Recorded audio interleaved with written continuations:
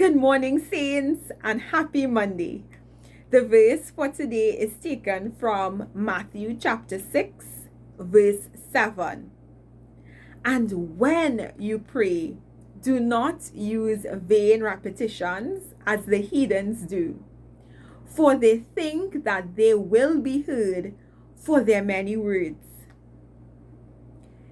Last week, I touched on fasting, and I emphasized the importance of fasting as we build our relationship with God. And today, I am talking about prayer. Just like fasting, prayer is an integral part of our spiritual journey.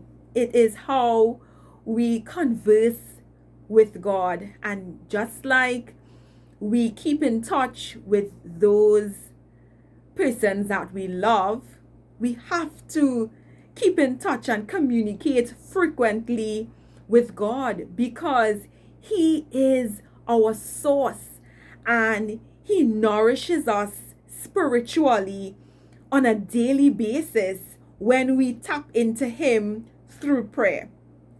And so we hear Jesus saying, and when you pray, making it known that this is not something optional. It is integral that we go to God every day and we pour out our hearts to Him. Now you may be saying, but Shamiso, sometimes I want to pray, but I just don't know what to say or how to pray. Well, Jesus tells us what not to do. He says, do not use vain repetitions. Refrain from those.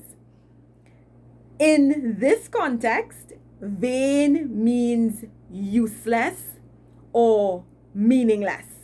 In other words, fluff, flowery words that we just use, but we don't really mean it. We're just repeating it over and over again because we think it makes us seem pious.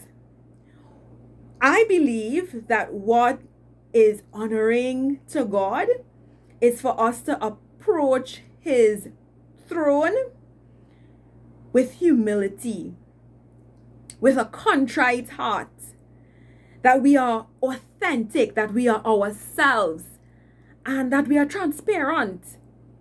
We're not putting on a show for God. We're not trying to impress God and make Him think that we are so righteous, because we cannot fool God.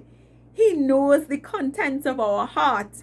And so He wants us to come to Him recognizing that He is our beginning and our end. He is our source. He is number one in our life, and that we need Him to survive. We need Him to be able to deal with temptation and to face the many ills of this world. And so do not feel that your prayer needs to be 3 hours long and that you need to use extensive vocabulary and you have to speak a particular way. Just be yourself, pour out your heart to Him, acknowledge who He is, and be honest about where you've fallen short, and invite Him into your heart and give Him complete control. Let Him know the things that you desire, the things that you're struggling with, and then allow Him to speak to you through His word. Have a blessed week, everyone. Take care, and God bless.